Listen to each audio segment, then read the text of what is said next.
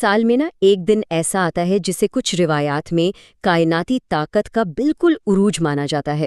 ایک ایسا خاص لمحہ جب یہ سمجھا جاتا ہے کہ انسان اپنی خواہشات کی تکمیل کے لیے کائنات کی توانائی سے سیدھا جڑ سکتا ہے۔ تو آج ہم اسی دن سے جڑی کچھ روایات اور اعمال کو سمجھنے کی کوشش کریں گے۔ اس روایت کے مطابق یہ کوئی عام تاریخی لمحہ نہیں ہے، بلکہ یہ تو دنیا کی پیدائش کا لمحہ ہے۔ مطلب اس نظریے کے حساب سے ہر سال آنے والا یہ دن ہماری زمین کی سالگرہ کا دن ہے، اور اسی لیے اسے ایک نئے آغاز کی سب سے طاقتور گھڑی مانا جاتا ہے۔ تو آخر اس ایک دن میں ایسی کیا خاص بات ہے؟ آئیے ذرا گہرائی میں جا کر دیکھتے ہیں کہ نوروز کو کائناتی طور پر اتنا اہم کیوں سمجھا جاتا ہے۔ دیکھیں، نوروز کا مطلب ہی ہے نیا دن۔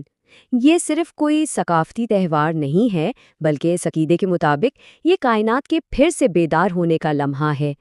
یہ وہ وقت ہے جب سورج برج حمل میں داخل ہوتا ہے اور اسے روحانی توانائی کا بالکل عروج مانا جاتا ہے۔ اور اس روایت کی سب سے دلچسپ بات پتہ کیا ہے؟ اس کی درستگی۔ اس سال یہ لمحہ 20 مارچ کو پاکستانی وقت کے مطابق ٹھیک شام 7:47 پر بتایا گیا ہے۔ کہا جاتا ہے کہ یہی وہ مخصوص وقت ہے جب توانائی کی لہر اپنے عروج پر ہوتی ہے۔ ہر سال کا ایک نجومی حاکم سیارہ ہوتا ہے، اور اس سال یہ سیارہ زہرہ ہے، جسے سال کا بادشاہ بھی کہتے ہیں۔ زہرہ کو محبت، خوبصورتی اور خوشحالی سے جوڑا جاتا ہے، جس کی وجہ سے یہ مانا جاتا ہے کہ اس سال ان معاملات میں خاص برکت ہوگی۔ اچھا، تو اب سوال یہ ہے کہ اس کائناتی توانائی سے جڑنے کے لیے آخر کیا کیا جاتا ہے؟ تو اس کے لیے ایک خاص رسم کی تفصیلات بتائی گئی ہیں۔ یہاں 4 مرحلے بتائے گئے ہیں۔ پہلا، ظاہری اور باطنی پاکیزگی کا، یعنی صاف ستھرے کپڑے اور صاف جگہ۔ دوسرا، ماحول کو خوشبو سے معطر کرنا، جیسے لبان کی دھونی دینا، جو توجہ مرکوز کرنے میں مدد دیتی ہے۔ تیسرا ہے دسترخوان پر سفید اور کالی مٹھائیاں رکھنا، جسے کچھ لوگ خیر کی علامت سمجھتے ہیں۔ اور آخر میں ایک سرخ گلاب کا پھول، جو اس پوری رسم کا مرکزی نقطہ ہے۔ اس ساری تیاری کا جو مرکز ہے وہ ہے ایک سرخ گلاب، اور اس سے جڑی ایک بہت ہی غیر معمولی بات بیان کی جاتی ہے۔ تجسس کی بات یہ ہے کہ جب وہ خاص لمحہ آتا ہے، یعنی ٹھیک 7:47، تو پانی کے پیالے میں رکھے اس بالکل ساکن پھول کے ساتھ آخر ہوتا کیا ہے؟ روایت یہ کہتی ہے کہ گلاب خود بخود ہلنے لگتا ہے۔ یہ وہ نشانی ہے جس کا انتظار کیا جاتا ہے۔ یہ اشارہ کہ کائناتی توانائی کی لہر پہنچ چکی ہے۔ اس عقیدے کے مطابق گلاب کی یہ حرکت اس بات کی علامت ہے کہ دعاؤں کی قبولیت کا دروازہ کھل گیا ہے، اور یہ اپنی حاجات بیان کرنے کا سب سے بہترین وقت ہے۔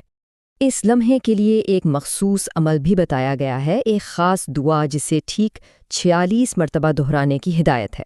اس عمل کی ترتیب بھی بالکل واضح ہے۔ خاص دعا کو 46 بار پڑھنا، اس سے پہلے اور بعد میں 14 مرتبہ درود پاک، 2 نفل حاجت ادا کرنا، اور پھر صرف اپنی ذات کے لیے نہیں بلکہ اپنے ارد گرد کے لوگوں اور پوری انسانیت کے لیے دعا کرنا۔ نوروز کے اسی لمحے کے ساتھ ایک اور بہت طاقتور تصور جڑا ہوا ہے، جسے شرف شمس کہتے ہیں، اور اس کا تعلق سیدھا سورج کی توانائی سے ہے۔ شرف شمس کا مطلب ہے سورج کی عزت۔ یہ وہ نجومی وقت ہے جب سورج کو اپنے شرف کا درجہ حاصل ہوتا ہے، یعنی وہ اپنی سب سے زیادہ طاقتور حالت میں ہوتا ہے، اور اس توانائی کو ذاتی ترقی اور کامیابی کے لیے استعمال کرنے کی روایت ہے۔ اچھا، اس شمسی توانائی کو حاصل کرنے کے جو فائدے بتائے جاتے ہیں وہ ذاتی اور پیشہ ورانہ زندگی کے بہت سے پہلوؤں پر اثر ڈالتے ہیں، جیسے ہمت کا بڑھنا، انتظامی صلاحیتوں میں اضافہ، سماجی وقار اور مالی معاملات میں بہتری وغیرہ۔ تو اس سب کا حتمی مقصد کیا ہے؟ اس توانائی کو حاصل کرنے سے انسان آخر بن کیا جاتا ہے؟ یہاں یہ بات بہت واضح کی گئی ہے کہ مقصد پوری کائنات پر حکمرانی کرنا نہیں ہے، بلکہ اپنی زندگی، اپنے فیصلوں اور اپنے معاملات پر اختیار حاصل کرنا ہے، یعنی اپنی دنیا کا خود مالک بننا۔ جیسا کہ یہاں کہا گیا ہے، آپ اپنی کمیونٹی کے بادشاہ بن جاتے ہیں۔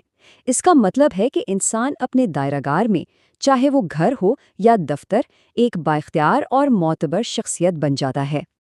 اور اس سال کی ایک اور خاص بات یہ ہے کہ اسے سورج کا سال بھی کہا جا رہا ہے، جو اس عقیدے کے مطابق شرف شمس کے اس لمحے کی اہمیت اور طاقت کو اور بھی زیادہ بڑھا دیتا ہے۔ تو یہ سب جاننے کے بعد سوال یہ پیدا ہوتا ہے کہ اگر کسی کو اپنے معاملات پر اختیار حاصل ہو جائے تو اسے اپنی دنیا کو بہتر بنانے کے لیے کیا کرنا چاہیے؟